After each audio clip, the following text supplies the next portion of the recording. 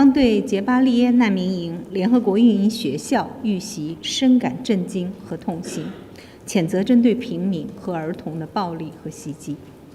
今天是世界儿童日，也是联合国大会通过儿童权利宣言和儿童权利公约的纪念日。बियाड में प्रस्थान करते हुए फुजियान प्रशांत क्षेत्र और उसके बाहर चीन की व्यापक रणनीतिक महत्वाकांक्षाओं को दर्शाते हुए उसकी बढ़ती नौसैनिक क्षमताओं में नवीनतम प्रगति का प्रतिनिधित्व करता है। जैसे जैसे दक्षिण चीन सागर और ताइवान के पास के क्षेत्रों में तनाव बढ़ रहा है, फुजियान की तैनाती चीन द्वारा अपनी समुद्री उपस्थिति को मजबूत करने और अमेरिका के नेतृत्व वाली नौसैनिक व्यवस्था को चुनौती देने पर बल देती है।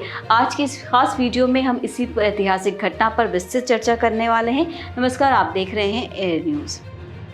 फुजियान की समुद्री परीक्षण यात्रा चीन की नौसैनिक शक्ति में एक महत्वपूर्ण मील का पत्थर है, जो कि चीन की बढ़ती वैश्विक महत्वाकांक्षाओं और समुद्र में अपने प्रभाव को विस्तारित करने की उसकी रणनीति का प्रतीक है। हालांकि फुजियान को ताइवान के सामने स्थित प्रांत के नाम पर रखा गया है और इसे ताइवान को सीधा संदेश और चीन की नौसैनिक क्षमताओं को प्रदर्शन माना जा रहा है। सबसे बड़ी बात यह है कि चीन में विकसित स्वदेशी तकनीक क्षमताओं को प्रदर्शित करता है और चीन द्वारा अपनी सेना के आधुनिकीकरण और क्षेत्र में अपने प्रभाव को बढ़ावा देने की प्रतिबद्धता को उजागर करता है।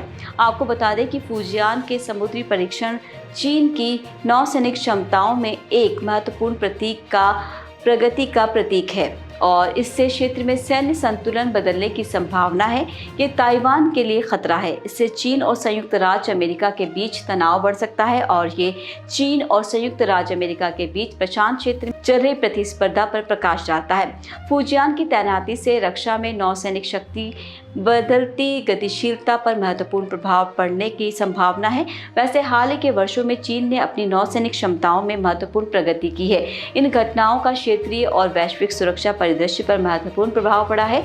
जो दक्षिण चीन सागर में चीन ने विवादास्पद स्प्रेटली द्वीप और इन द्वीपों पर सैन्य सुविधाएं बनाई गई हैं, जिनमें हवाई पट्टियां और रडार प्रतिष्ठान शामिल हैं।